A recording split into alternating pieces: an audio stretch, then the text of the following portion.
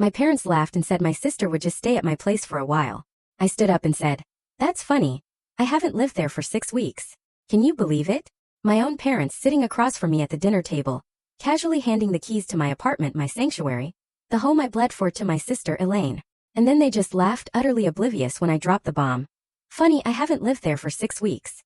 The color drained from my mother's face. "Wait, Natalie," she stammered, her voice shaking. "Where exactly have you been staying?" That was the moment everything shattered, and for once I was holding the hammer. My name is Natalie, and at 31, I thought I finally built a life for myself.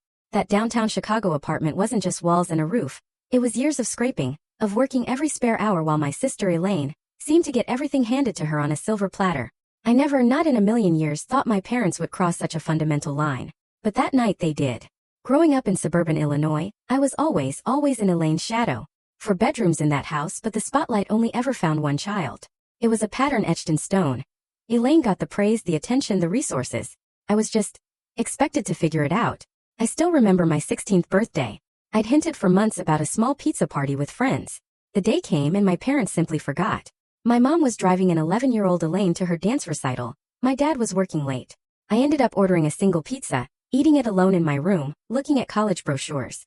5 years later, when Elaine turned 16, they rented an entire venue, hired a DJ, and bought her a perfectly good car with a giant red bow. School events were the same.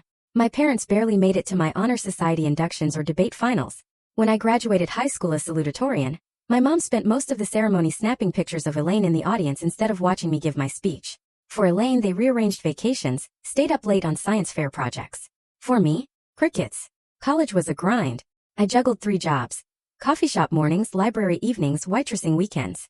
Every single dollar went towards Northwestern. My parents contributed what they called what they could afford. About $500 a semester. Not even enough for books. Meanwhile, Elaine sailed through the University of Chicago with full parental support, graduating debt-free.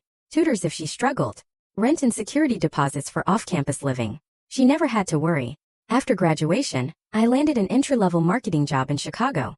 The salary was modest.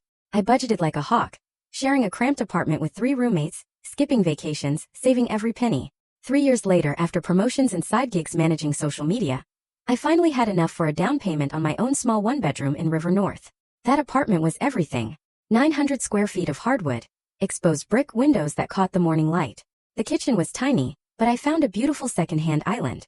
Every piece of furniture was a victory. The gray sectional, 6 months of overtime,